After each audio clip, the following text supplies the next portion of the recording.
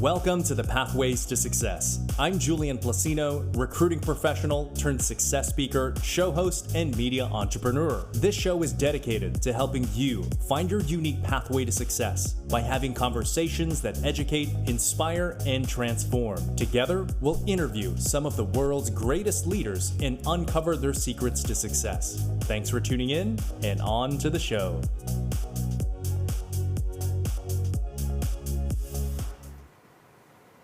Welcome to episode 184 of the Pathways to Success, where we help you find your unique pathway to success by having conversations that educate, inspire, and transform with the world's greatest leaders. I'm Julian Placino, your host, and we have an outstanding show for you today. And today's episode is brought to you in part by City Central. City Central offers innovative workspaces for your business to thrive. City Central offers everything from private offices and co-working space to virtual offices and meeting rooms. City Central has 5 convenient locations in the DFW Metroplex, including North Dallas, Plano, Uptown, Richardson, and Fort Worth. If you use the promo code PATHWAYS, you'll get 50% off your first 3 months. So if you are looking for an innovative place for your business to thrive, check out City Central at citycentral.com and use the promo code PATHWAYS for 50% off your first 3 months. So before we introduce our featured guest today, of course, I have to give a huge shout out to everyone here on the live stream. I see Matthew, I see Allison, I see Cheri. Thank you all very much for tuning in. A quick note, if you're tuning in right now through Facebook, head over to YouTube, type in my name, Julian Placino, click the live link, and join us in the chat. It's just a little bit easier for me to engage with you on one screen. So if you're on Facebook, head over to YouTube and join the conversation. I am very excited about our guest today, and I'd like to play a short video to introduce her. So today we are having a workshop at our client's job site with all of our employees. This particular client has been so amazing when it comes to second chances. They reached out to us and they said, hey, you know what, we want to give a second chance. So we'll let you guys do the interviewing and vetting, and we'll just be happy to take them on. So I have some worksheets here. Number one thing that I have that I want y'all to fill out, but I'm going to pass out mentorship forms. And what those are, basically, it's going to ask what are you most interested in? Entrepreneurship, biblical guidance, recovery, whatever it is, like things you think you need on a scale of 1 to 10. So today we actually used their workshop, and we had this amazing workshop where we learned more about each and every individual person, what their needs are. We're going to pair them with mentors. We were able to understand what their big picture dreams are so we can reverse engineer their goals and help them get to the next level. It is my pleasure to welcome back Cheri Garcia, founder of Cornbread Hustle. Cheri, welcome back to the Pathways to Success. How are you? I see what you did there. Welcome back. Yes, It's so great to be here. I'm so excited to see you. Thank you for having me back on your show. Absolutely, absolutely. And I have the live stream going crazy right now. Stop. And by the way, your followers have shown up in droves and exploded my social media. So I have to have a huge shout out to Anthony Sasaga. Anthony, thank you for joining us. Anthony is actually the founder of The Mad Sorcerer, provides incredible resources for recruiters. Go check that out. Anthony, as a matter of fact, if you want to type that into the chat, please do so. We support everything you do. Cheri and also Amy, thank you for joining us. So Cheri, it has been 2 years since we recorded our first episode. 2 years. 2 years, Man, what a different place I was in 2 years ago. I know, right? So catch us up. How has it been? Tell us about 2020. What's the status of Cornbread Hustle? Wow, well, 2 years ago when I came and sat on your show, I probably had a negative bank account, both physically and mentally and physically. I was 50 pounds heavier, I had a drinking problem, and I was trying like heck to get this company off the ground. Thank you for believing in me. Fast forward to today, I'm 2 years sober, was 2 years sober on Christmas Day, and our company's doing really, really well now. Cornbread Hustle we've pretty much become the leader in second chance hiring across the nation, and it's just such a blessing. A blessing, that's exactly what it is. It's not because of my hard work or tenacity. That helped, because faith without works is dead, but it's a blessing from God that we've been able to accomplish what we have. And some of the specifics, I think you mentioned you hired over 300 in 2020 when most everyone else was not hiring. Tell us a little bit more about that. Yes, so we were able to hire almost 300 second chance hires in 2020, which sounds crazy because a pandemic was going on. We did get really, really nervous around March when the pandemic started, and I was like, oh, heck no. Like, I'm 1 year sober, I'm just now at break even, I already have the disease of alcoholism, I'm not gonna let a virus take us out. So I put on my research hat, turned into a scientist, learned everything I could about the virus, EPA registered disinfectant, how to kill the virus, different kill time.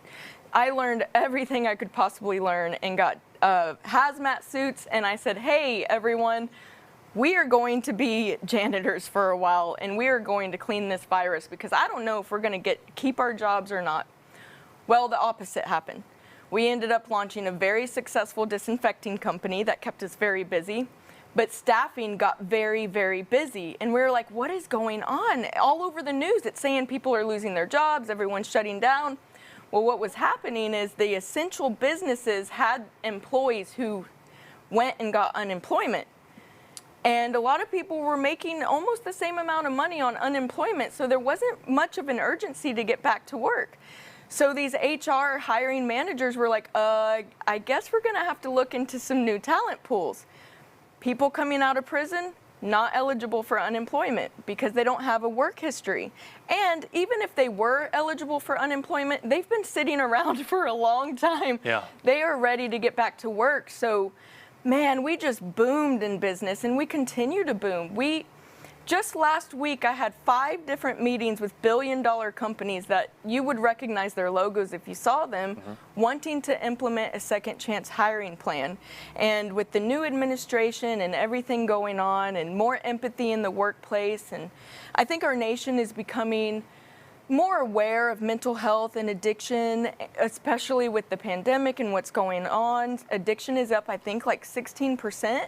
So with all the new awareness, it's actually positioned us to be in a great place to receive all of the business that's coming in right now. We're just blown away. Amazing. Cheri, this show is called The Pathways to Success, and I think one of the most effective ways to inspire leadership is to showcase examples of people doing great things. And I think when people see you, they see the result, but not sort of like the journey, right? So I guess, how first did you become passionate about second chance hiring? Where did this come from?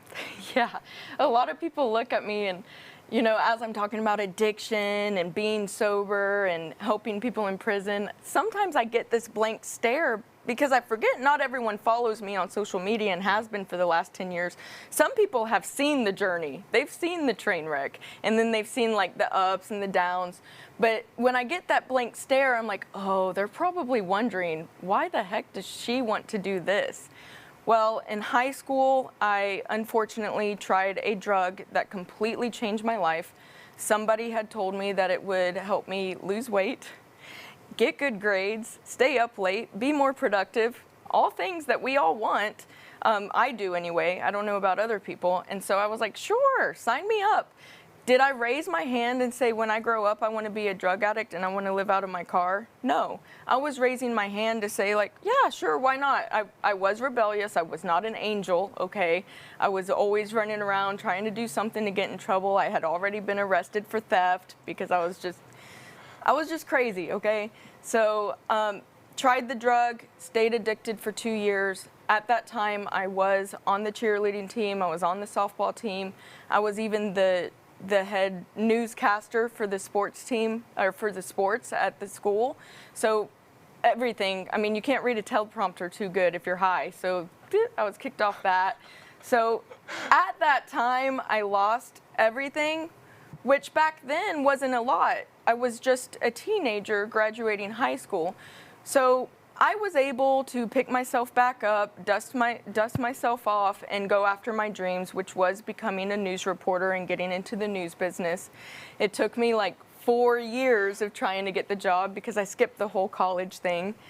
And I did. I got that job in the newsroom. And the problem was, even though I got myself off of meth, I never addressed the real problem. What got me on the drug? What trauma, even worse, the traumas that I faced being on the drug, because I didn't remain some sweet angel doing meth. I was doing things and I was running around in bad areas of town, figuring out how to get my next high or my next fix. So there were a lot of things I didn't deal with. So here I am working in a high stress news environment, and what am I coping with?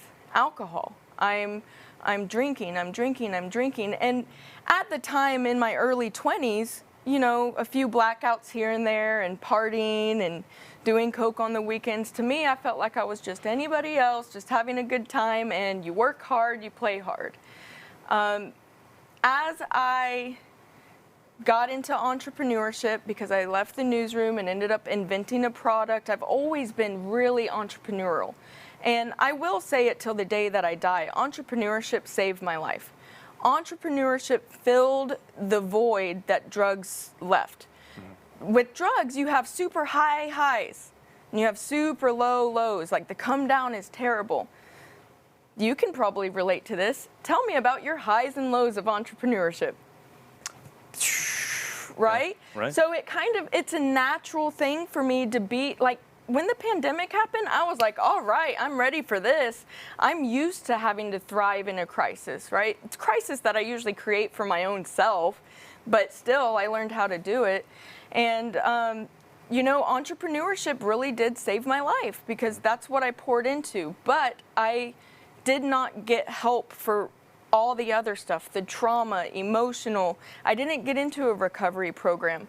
So that drinking started to progress, especially as times got more stressful, especially as the times I was making a lot of money and living in a high rise in downtown Dallas and living life. I had the best car in the world. I mean, everything was amazing from the outside looking in, but that was party. And, it worked until it didn't. I started to go days without drinking, then trying months without drinking, and I just was so against ever saying that I had a problem. It's just, I felt like I'm an entrepreneur. I can do anything.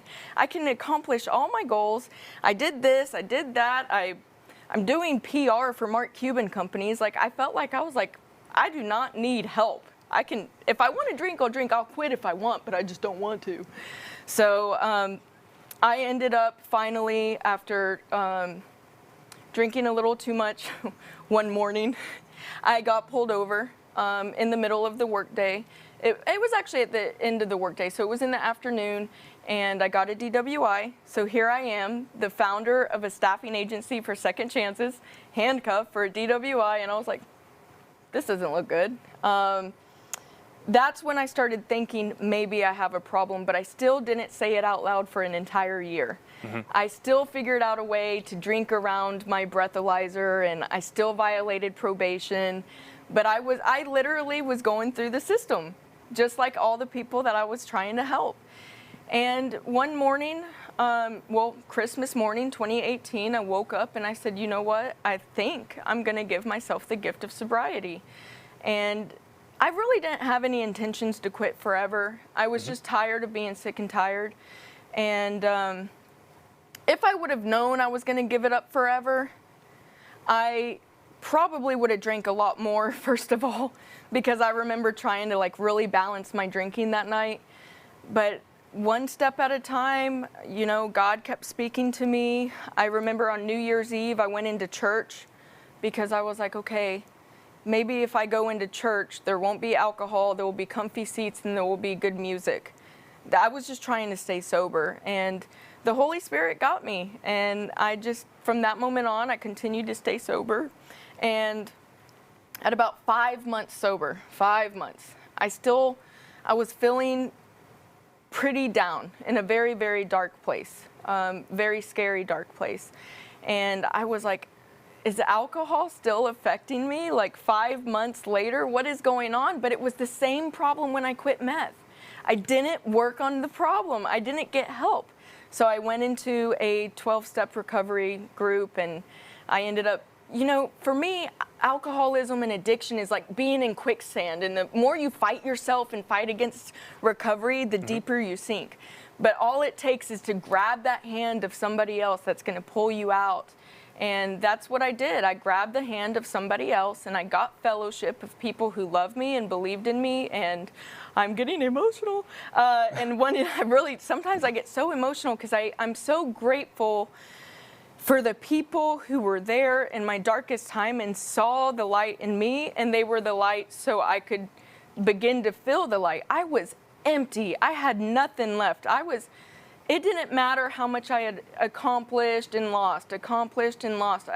Everything was meaningless until I really got a grasp of who I am, why I'm here, what my purpose is. So as you can imagine, Cornbread Hustle, it's almost 5 years old. I'm only 2 years sober. So I did help a lot of people. I helped a ton of people. People got jobs going from $10 an hour all the way up to 6 figures. I made a difference. You can make a difference and be unhappy and be self-destructive. You can make a difference and be a terrible leader. It is possible. But to really make a difference, to really change the world, you work on yourself first. I was pouring into everybody else, people-pleasing, codependency, worrying about what people thought of me, wanting materialistic things, worried about my next drink, to where as I was pouring into all of those things, I filled myself back up with alcohol and remained empty. I definitely want to talk about some of the keys to becoming sober, for sure, and keys to success. But as far as like the mission and the purpose and the amazing story that you just laid out here, I know it's just so close to your heart. Second chance hiring, right? What does it mean to you? Why are you so passionate about this particular purpose? Well, you know, when I was working in the newsroom, I had started to tell some people. I was really quiet about my meth addiction for a while because I was trying to get my foot in the door at the newsroom. Yeah. But once I got my foot in the door and I started itching for entrepreneurship, I was like, maybe I could just start telling my story a little. So I started talking to some people about my background and all the times I had been arrested but didn't end up with a felony and all these close calls. And a guy had told me, it was a mentor, he said, have you heard of the prison entrepreneurship program? That's right. And I was like, wait, prison entrepreneurship? You got to be kidding me. Like, I want in. I want all in on this. And I'm like preaching to the choir to this guy. I'm like, do you not know that people in prison have the best business ideas? I mean, come on, I have great business ideas. I just didn't get caught. And so I go into the prison, I start volunteering, and a couple of years later, after I'm volunteering, because obviously it takes time for people to get out of prison, I started getting Facebook friend requests from people with neck tattoos, and it definitely looked like people who had just come out of prison. And I was like, I guess they're getting out now. And so they were reaching out because they were like, hey, thank you for everything you did. You were a true inspiration. I'm in my halfway house or transition house now or sober house. I just have to find a job. Like, business plan, great, but I got to find a job. My parole is telling me if I don't find a job within 2 weeks, I'm going right back. My halfway house is charging me $100 a month or a week to live here. And also, I don't have a driver's license. I have to get a driver's license. And all they left prison with, after spending 20 years in prison, or 10 years, or 5 years, whatever, all is long to me, they had $50 and a bus ticket, and that's it. And so I'm looking at the business plan. I'm like, yeah, that's not a good foundation to start a business. So maybe we should just reverse engineer your big, fat goal of what you want to create, what business you want to have one day, and let's start with finding a job that kind of aligns. So the very first guy I ever helped, I remember him being like so depressed and just deflated, and he was like, guess I'm gonna get a job at IHOP as the busser. And I was like, why do you sound so sad about it? He was like, well, because it's the only job I can get. You know, I'm a felon. I said, that's not true. What are you passionate about? And he showed me these beautiful drawings he had. It was beautiful art. And I said, why don't you get a job at like a mural painting company? If that's what you want to do, if that's your business plan, learn from somebody. He was like, yeah, but I can't just do that. I spent 20 years in prison. I have a felony. I said, yes, you can just do that. So we went to Google and I typed in mural painting company, and the first call I made, The actual owner answered the phone because it was a small company and it was his cell phone. And I said, "Hi, I'm Cheri Garcia. I work with the prison entrepreneurship program. I have a offer to make you. It may sound weird, but I have this guy. His art is amazing. If I bring him to meet with you and I sit in the interview, will you at least hear him out and see if you would be interested in hiring him?" He hired him on the spot that day at the Starbucks where we met at. Fast forward to today, that same guy has his own company now. Wow. Making 6 figures. So it's all about, you know, a lot of people, it's limiting self-beliefs. I have a felony, I have to take what I can get. Both of those are true.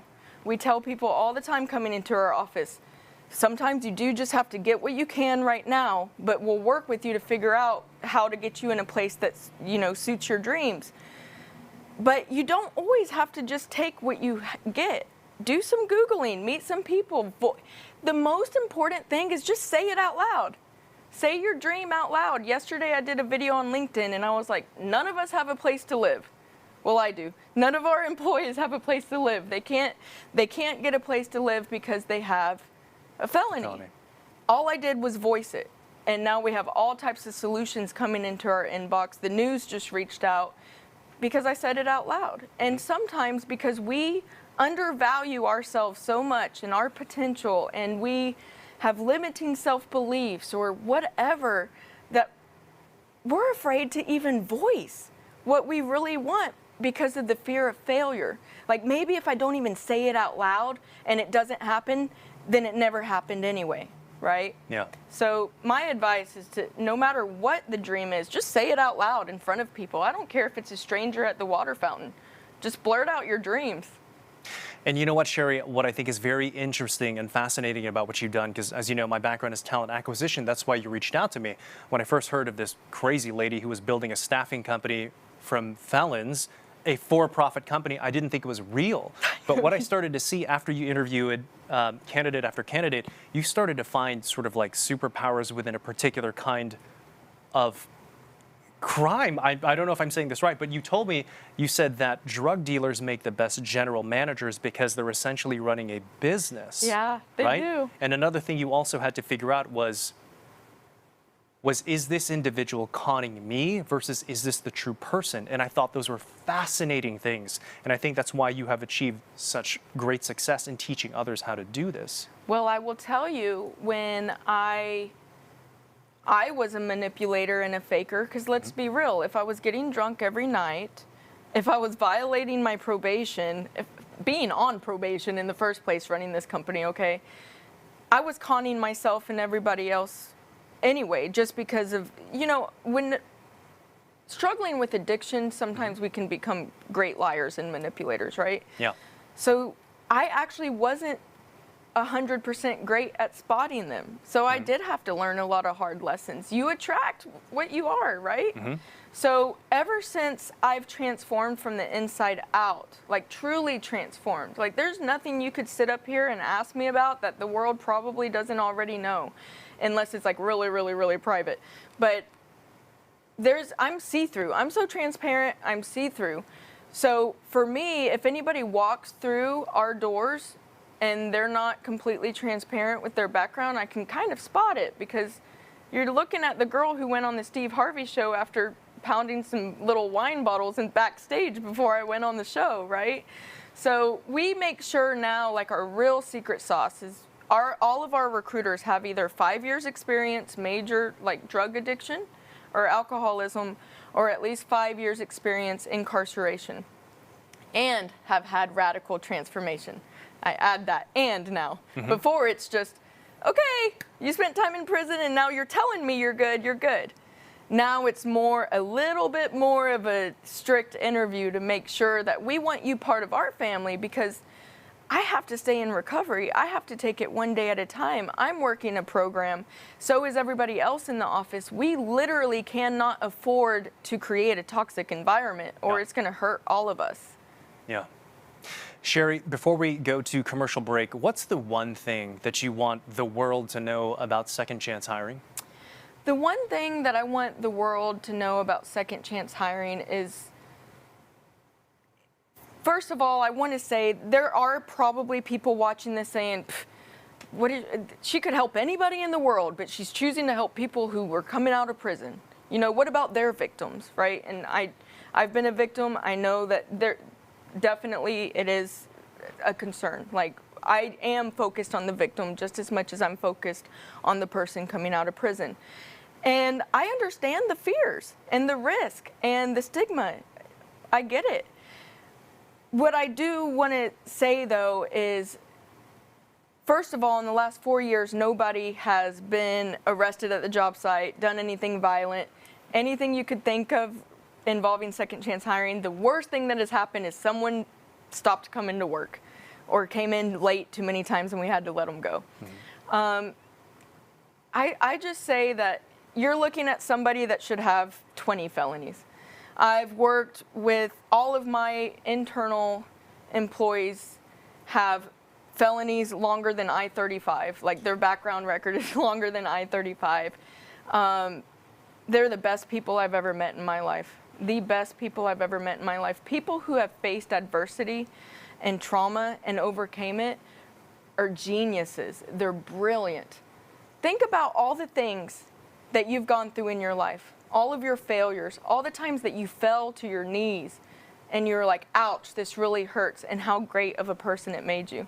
Can you imagine if you were in a prison cell for 20 years? That's a lot of self-reflection. Yeah.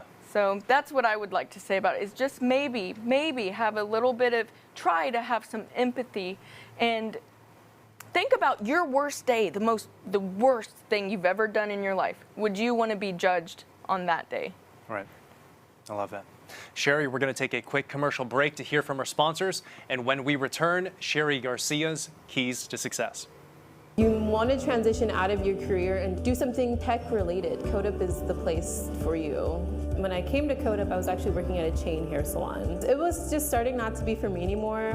My goals were to never work a weekend ever again, to have full health care and benefits, and to just have more time with my son. And now I've met all of those goals. I don't have any regrets. I just regret not coming sooner when I saw those billboards when I was driving down the highway.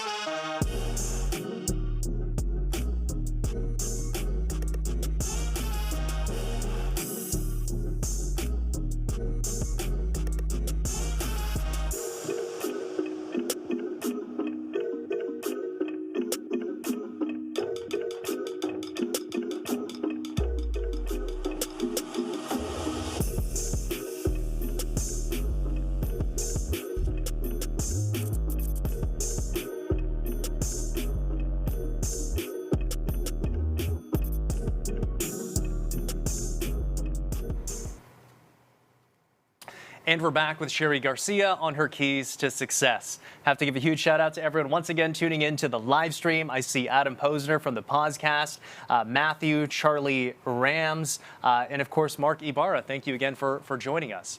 So, Cheri, I know a huge key to your success is your sobriety story. So tell us first, help us kind of walk a mile in your shoes. What does addiction feel like? You know, for me, there are days that addiction can feel like, sometimes I feel like my brain is literally boiling in my head. Mm-hmm. And I'm grateful for that, because that's like my check engine light. Like, okay, warning sign, something, I need to work my program. I need to meditate. I need to pray. I need to call somebody, another person in recovery. A lot of people argue that addiction is a choice and not a disease.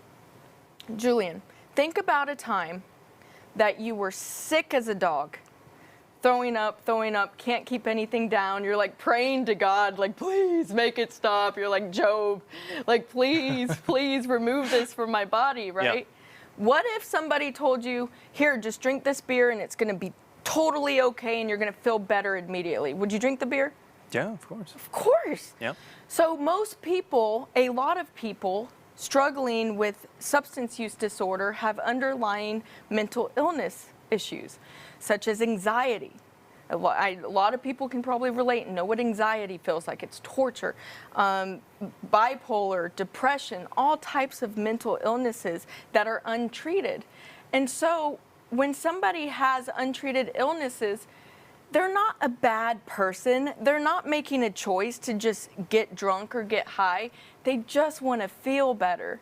And so that is, to me, the messaging that I want to put out there, because I believe that will help people have more empathy towards their loved ones who are struggling with addiction.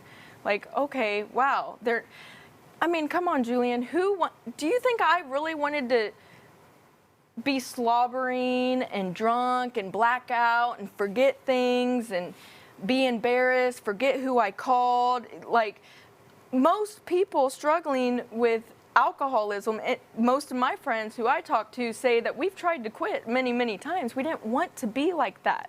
But we have a disease that tells us we need it to feel better. And spoiler alert, it does make you feel better for a while, right? Alcohol did make me happy until it didn't anymore. How do you think, because I see so many young people experiencing some kind of addiction, and you have been there and you have recovered, how do you think we should speak to children about addiction? Man, when it comes to addiction and talking to our children, first of all, I will tell you, just say no doesn't work.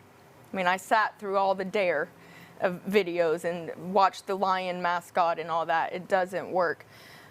If my kids came up to me, well, first of all, they're not going to come up to me and ask me about addiction. I'm going to tell them. And what I'm going to tell them is it feels great. Alcohol is amazing. It feels amazing. Meth made me feel like I could take over the world. But what I would do is ask my kids, you know how you can go to a school dance and dance the night away and sweat until they turn on the lights and say you got to go home? You know how you can have that sleepover and your parents keep telling you to go to sleep, go to sleep, go to sleep, but you're so excited and filled with so much joy and you're having so much fun with your friend that you can't sleep? The second you take that first drink of alcohol, or the second you do that first drug, consider that natural God-given bliss taken away, because you're going to forever chase that feeling that's unnatural. Yeah. And you're always going to believe that this party could be a little bit more fun if I had some alcohol. And that's even for the people who socially drink. I mean, look, Yeah. we say socially drink. Socially drink. I mean, that's because we have lost our ability to have that kid wander, right? That just, man, if I could go back in time and somebody had told me that, Cheri, drink that beer. It's going to feel good. You're going to love it.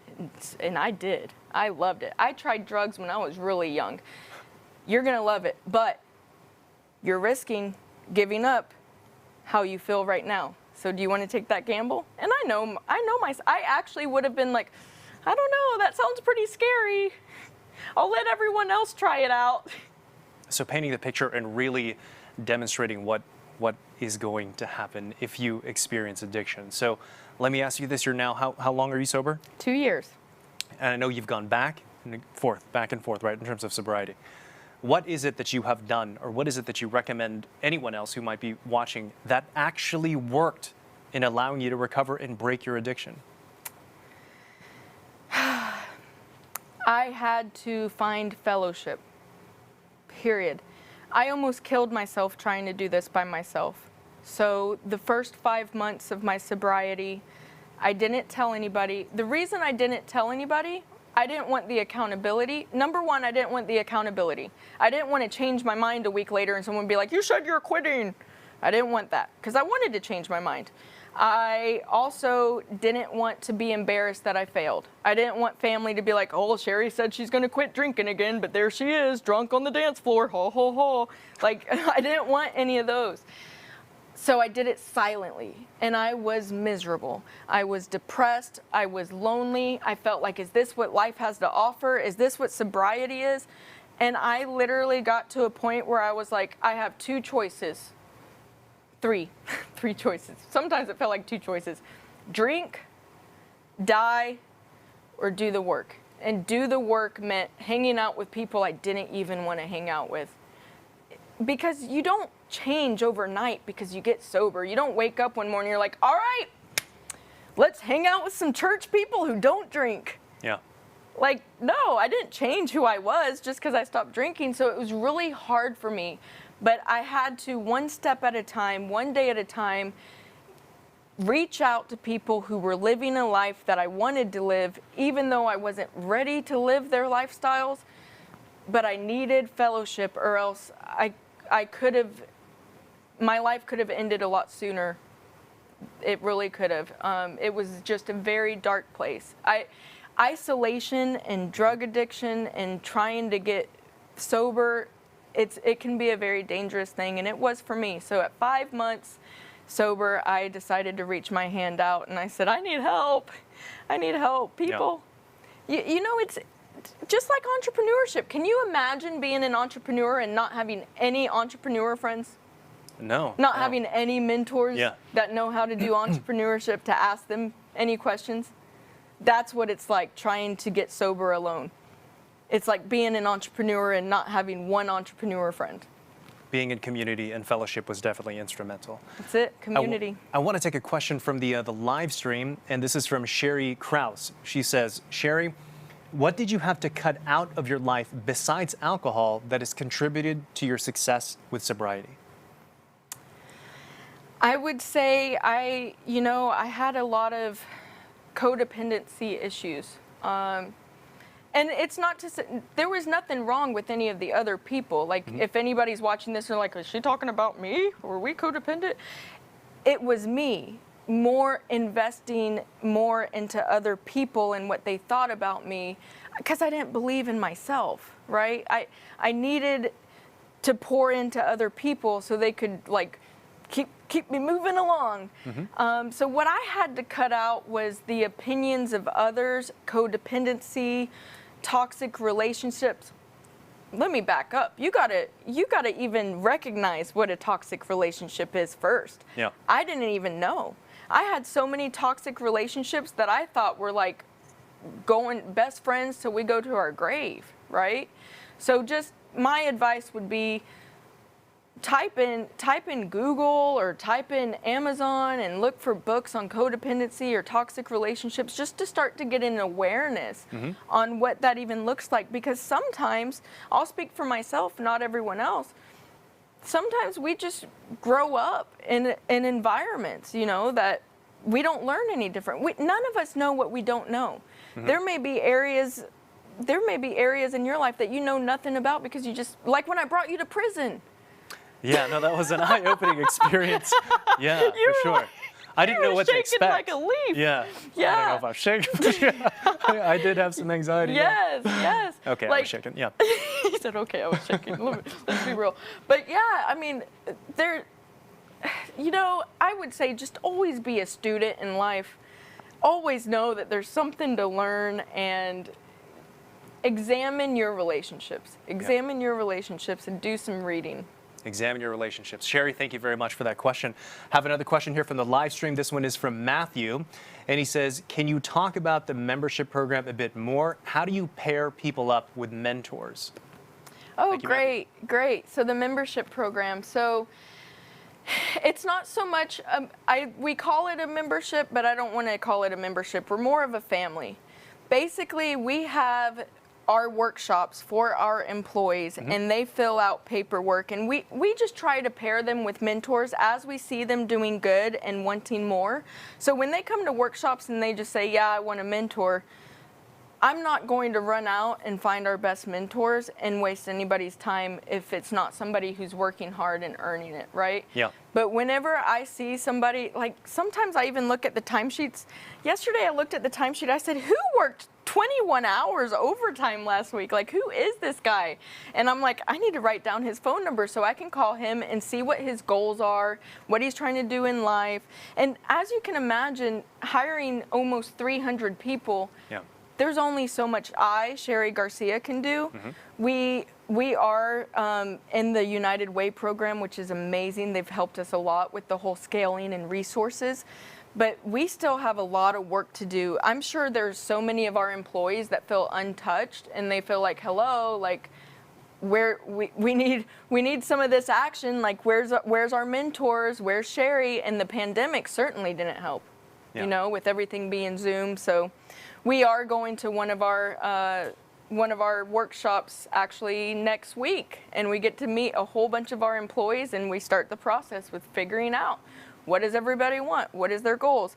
And just for anybody watching who's never heard anything about Cornbread Hustle, we are a staffing agency. So for Second Chances, we are the employer. We pay the paycheck every Friday. We give the W-2. It's all our liability. They are our employees, but the client pays us to actually find the employees and to place them in the right job. So just like any other staffing agency, we just have a soft heart for people coming out of prison, and we understand the trials of addiction. We also have a Tuesday morning recovery meeting on Zoom every Tuesday that any of our employees can jump on anytime they want. We try to just provide opportunity. We never go to an employee and say, you need to do this, because we know firsthand we can't want it more than they want it. So we continuously just keep a revolving door of opportunities, and anybody who wants to walk through that door is welcome. Love it. Love it. I think this question here also from the live stream is very fitting. This one is from Charlie, and Charlie says, how hard has it been to convince corporate America that they can trust in the rehire process of felons? That is a great question. Thank you very much, Charlie, for that. That is a great question, Charlie. So if you would have asked me 5 years ago when I started this company, how hard is it? I would have said, it's so hard.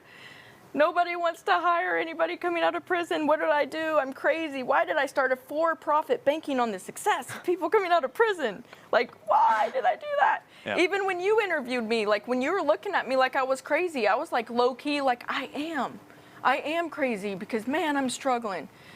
Now, I will tell you that we did really, really, really well last year. So through my LinkedIn inbox alone, so last year we're at about a run rate of $3 million a year, which blows my mind, because it's like, how we were negative in the bank. You had an empty bank account when I met you. I had an empty bank account. Yeah. So I have never, in the past couple of years since we met, I haven't done a single cold call.